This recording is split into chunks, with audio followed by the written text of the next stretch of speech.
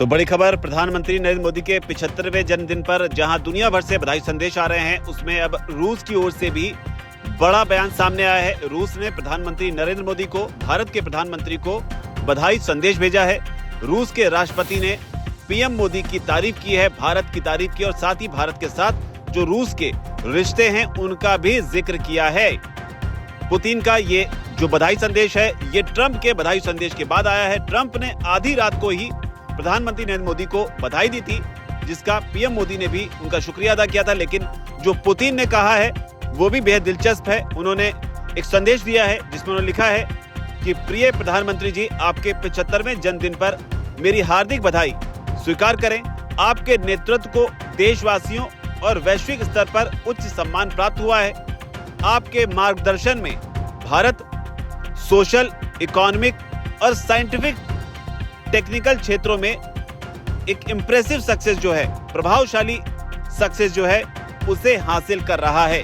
तो ये पुतिन ने कहा है। उन्होंने ये भी कहा है कि आपने हमारी विशेष रणनीतिक साझेदारी और इसके अलावा अलग अलग क्षेत्रों में जो पारस्परिक रूप से लाभकारी हैं, रशियन इंडियन कोऑपरेशन, इसमें आपने महत्वपूर्ण योगदान दिया। यानी कि भारत और रूस के रिश्तों को और ज्यादा प्रगाढ़ करने में प्रधानमंत्री मोदी ने अहम भूमिका निभाई है।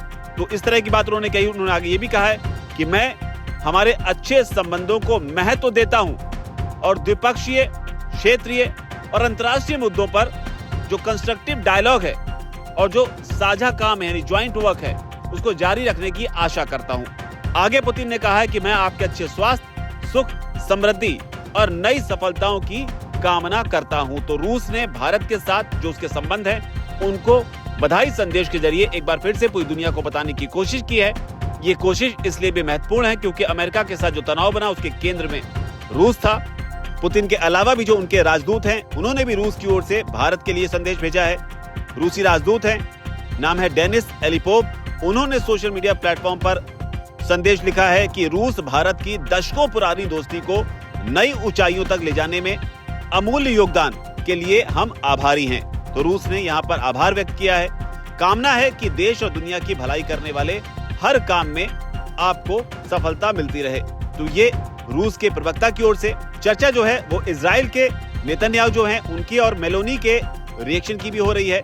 दोनों ने अलग अलग अंदाज में प्रधानमंत्री मोदी को विश किया है। मेलोनी जहां एक खास तस्वीर जो है वो शेयर की है और मोदी के नाम संदेश लिखा है, तो वहीं नेतन्याहू ने एक वीडियो संदेश जो है उसे रिकॉर्ड कर इजरायली झंडे के सामने बैठकर एक वीडियो संदेश जो है उसे शेयर किया है, जिसमें वो भारत के बारे में, प्रधानमंत्री मोदी के बारे में बोलते हुए दिखाई पड़ रहे हैं। मेलोनी ने जो लिखा है, उन्होंने कहा है कि जो शक्ति है आपकी, जो आपका दृढ़ संकल्प है, लाखों लोगों का नेतृत्व करने की जो आपकी क्षमता है, वो प्रेरणा का स्रोत है, वो इंस्पिरेशन है हमारे लिए, मेलोनी कह रही हैं। उन्होंने आगे कहा कि मित्रता और सम्मान के साथ मैं आपकी स्वास्थ्य और ऊर्जा की कामना करती हूँ, ताकि आप जो है भारत को उज्जवल भविष्य यानी ब्राइट फ्यूचर की ओर ले जाते रहें और हमारे राष्ट्रों के बीच यानी इटली और भारत के बीच जो संबंध हैं उनको और मजबूत करते रहें।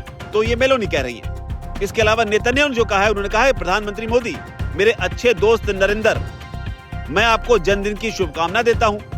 आपने अपने जीवन में भारत के लिए बहुत कुछ हासिल किया है और हमने मिलकर भारत और इजराइल की दोस्ती में बहुत कुछ हासिल किया है।